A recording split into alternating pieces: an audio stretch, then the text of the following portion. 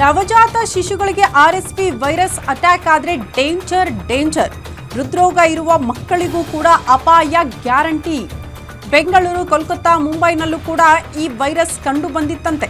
ಈಗ ಉತ್ತರ ಕರ್ನಾಟಕ ಭಾಗದಲ್ಲಿ, ಪ್ರಮುಖವಾಗಿ ರಾಯಚೂರು ಭಾಗದಲ್ಲಿ ರೋಗ ಲಕ್ಷಣ ಇರುವ ಮಕ್ಕಳು ಪ್ರಯಾಣಿಸಬಾರದು, ಜನಸಂದಣಿ ಇರುವ ಕಡೆಗೆ ಕರ್ಕೊಂಡು ಹೋಗಬಾರದು ಮಕ್ಕಳನ್ನ ಅಂತ ಗ್ಯಾರಂಟಿ ನ್ಯೂಸ್ಗೆ ಮಕ್ಕಳ ತಜ್ಞ ಡಾಕ್ಟರ್ ಶಿವರಾಜ್ ಪಾಟೀಲ್ ಹೇಳಿಕೆ ಕೊಟ್ಟಿದ್ದಾರೆ. ಮಕ್ಕಳ ಬಗ್ಗೆ ಯಾವ ರೀತಿ ಕೇರಿಂಗ್ ಇರಬೇಕು, ಈ ಕೋವಿಡ್ ಸಂದರ್ಭದಲ್ಲಿ ತೆಗೆದುಕೊಳ್ತಾ ಇರುವಂತಹ ಮುಂಜಾಗ್ರತಾ ಕ್ರಮಗಳು ಯಾಕೆ ಈ ವೈರಸ್ ಬಂದಂತಹ ಸಂದರ್ಭದಲ್ಲಿ ಅಗತ್ಯ ಅನ್ನೋದ್ರ ಬಗ್ಗೆ ಗ್ಯಾರಂಟಿ ನ್ಯೂಸ್ ಜೊತೆ ಮಾತನಾಡಿದ್ದಾರೆ. ಏನ್ ಹೇಳಿದ್ದಾರೆ ಬನ್ನಿ ನೋಡ್ಕೊಂಡು ಬರೋಣ.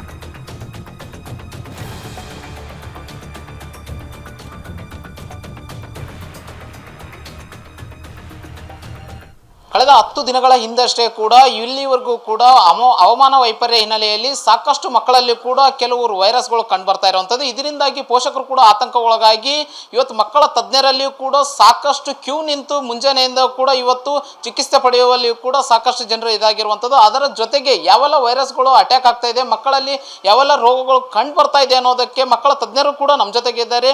ಶಿವರಾಜ್ ಪಾಟೀಲ್ ಸರ್ ಅವರು ಕೂಡ ನಮ್ಮ ಜೊತೆಗೆ ಇದ್ದಾರೆ. ಅವ್ರನ್ನೇ ಮಾತಾಡಿಸುವಂಥ ಪ್ರಯತ್ನ ಮಾಡ್ತೀನಿ. ಸರ್, ಯಾವೆಲ್ಲ ರೋಗ ಲಕ್ಷಣಗಳು ಕಂಡು ಬರ್ತಾ ಇದೆ ಅಂತ ಮಕ್ಕಳಲ್ಲಿ ಸದ್ಯ?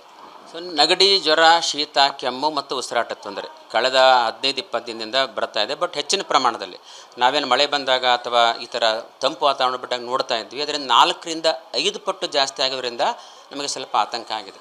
ಪಾಲಕರು ಕೂಡ ಸ್ವಲ್ಪ ಅಡ್ಮಿಷನ್ ಪ್ರಮಾಣ ಆಯಿತು, ಅವರ ಆಕ್ಸಿಜನ್ ಲೆವೆಲ್ ಕಡಿಮೆ ಆಗ್ತಿರೋದ್ರಿಂದ ಇವತ್ತು ನೆಗಡಿ, ಜ್ವರ, ಶೀತದ ಮಗು ನಾಳೆನೇ ಸೀರಿಯಸ್ ಆದರೆ ಏನು ಅಂತ ಆತಂಕದಲ್ಲಿ ದಿನಾಲೂ ಬರ್ತಾ ಇದ್ದಾರೆ. ಸರ್, ಯಾವುದೋ ಒಂದು ವೈರಸ್ ಬರ್ತಾ ಇದೆ ಅನ್ನೋವಂಥದ್ದು ಒಂದು ಹೇಳಿದ್ರಿ ಸರ್. ಏನು ಸರ್ ವೈರಸ್? ಇಲ್ಲ, ಸಾಮಾನ್ಯವಾಗಿ ಈ ಥರ ಮಕ್ಕಳಿಗೆ ನಾವು 2 ತಿಂಗಳ ಒಳಗಿನ ಮಕ್ಕಳಿಗಾದಾಗ RSV ವೈರಸ್ ಅಂತ ಹೇಳ್ತೇವೆ. ನವಂಬರ್ ಡಿಸೆಂಬರ್ನಲ್ಲಿ ಬರುತ್ತೆ. ಈ ವೈರಸ್ಸು ಸಾಮಾನ್ಯ ವೈರಸ್ ಆದರೂ ಕೂಡ ನವಜಾತ ಶಿಶುಗಳಲ್ಲಿ ಮತ್ತು ಮಕ್ಕಳಲ್ಲಿ ಹೃದಯ ರೋಗ ತೊಂದರೆ ಇರೋಂಥ ಮಕ್ಕಳಲ್ಲಿ ಸ್ವಲ್ಪ ಅದು ಮರಣಾಂತಿಕ ಆಗೋ ಸಾಧ್ಯತೆ ಇರುತ್ತೆ.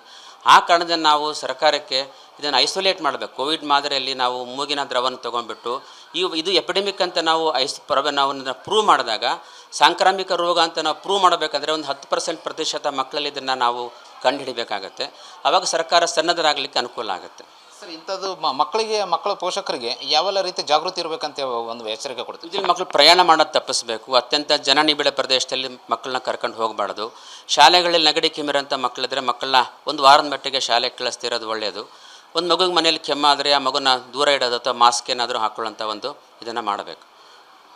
ಇದಿಷ್ಟು ಇಲ್ಲಿ ವೈದ್ಯರ ಮಾತಾಗಿರುವಂಥದ್ದು. ಏನು ಪೋಷಕರು ಒಂದು ರೀತಿಯಾಗಿ ಎಚ್ಚರಿಕೆಗೊಂಡು ಮುಂಜಾಗೃತಾ ಕ್ರಮವಾಗಿ ಮಕ್ಕಳನ್ನು ಶಾಲೆಗೆ ಕಳಿಸೋದು ಮತ್ತು ಹೊರಗಡೆ ಬಿಡುವಂಥ ಕೆಲಸ ಮಾಡಬಾರ್ದು ಅನ್ನುವಂಥದ್ದು ಇಲ್ಲಿ ಮಕ್ಕಳ ತಜ್ಞರ ಮಾತಾಗಿರುವಂಥದ್ದು. Anil Kumar, guarantee news, Raichur.